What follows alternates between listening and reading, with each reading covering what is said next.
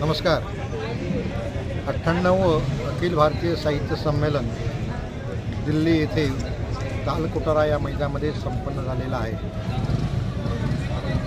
गेले 3 दिवस मी आणि माझ्यासोबत विजय हटकर या संमेलनामध्ये सहभागी झालेलो होतो. आम्ही पहिल्या दिवसापासून आताचा शेवटचा कार्यक्रम समारोपाचा होईपर्यंत आम्ही या साहित्य संमेलनाच्या प्रत्येक कलाकृतीचा, प्रत्येक परिसंवादाचा आस्वाद घेतला.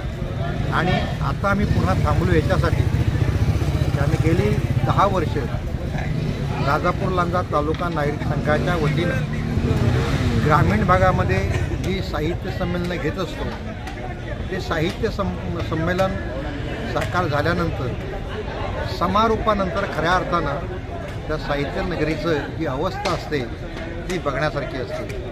आता या साहित्य नगरीमध्ये जे पुस्तकांचे जे स्टॉल्स होते ते आता इथून निघून गेलेले आहेत. काही ठिकाणी मंडप काढण्याचं काम चाललेलं आहे. मात्र जेवणाची व्यवस्था अजूनही ठेवलेली आहे. एक रुचकर जेवण आज आम्हाला त्याचा आस्वाद घेता आला. संध्याकाळच्या सत्रामध्ये थोडा राजकीय लोकांचा सहभाग होता, परंतु राजकीय लोकसुद्धा एक साहित्यिकच असतात.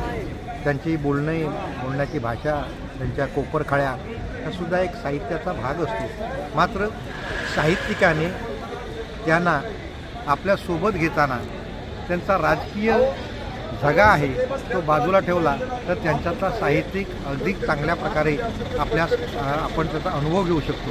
आणि त्याचीच प्रचिती आज माननीय मुख्यमंत्री, माजी मुख्यमंत्री एकनाथजी शिंदे, माननीय दुसरे उपमुख्यमंत्री अजितदादा पवार आणि आमच्या कोकणातले भाग्यविधाते म्हणूया आपण त्यांना, असे आमचे उद्योगमंत्री आणि मराठी भाषा मंत्री उदयजी सामंत यांनी आवर्जून या साहित्य संमेलनाला समारोपाच्या कार्यक्रमामध्ये उपस्थिती लावली होती. आणि भविष्यामध्ये मराठीला चांगल्या प्रकारचे दिवस येतील अशा प्रकारच्या काही योजना आणि उपक्रम त्यांनी हाती घेतलेले आहेत. त्याच्यामुळे आज शेवटच्या समारोपाच्या दिवशी दिल्लीतल्या या मराठी भाषिकांना, मराठी साहित्यिकांना एक चांगल्या प्रकारची पर्वणी मिळाली, चांगल्या प्रकारचे संकेत मिळाले असं म्हणायला हरकत नाही. पुढच्या वर्षी बऱ्याचशा प्रमाणामध्ये मराठी भाषिक बोलणारे लोक मराठी शाळांमध्ये त्याचा परिणाम झालेला असेल. कारण अभिजात भाषा ही खऱ्या अर्थानं ही तळागाळातून, घराघरातून यायला हवी. आणि ती येण्यासाठी काही उपक्रम, सरकारी व्यवस्था आहे त्याचा प्रारंभ होईल. आणि भविष्यामध्ये 100वं जे 2 वर्षानंतर अखिल भारतीय साहित्य संमेलन सादर होईल त्यावेळेला याहीपेक्षा मोठ्या तऱ्हेनं आणि आश्वासक अशा प्रकारचं मराठी भाषेबद्दलचा विचार घेऊन साहित्य संमेलनाचे रसिक या ठिकाणी जमतील अशी आशा करूया. तुर्तास थांबतो. धन्यवाद.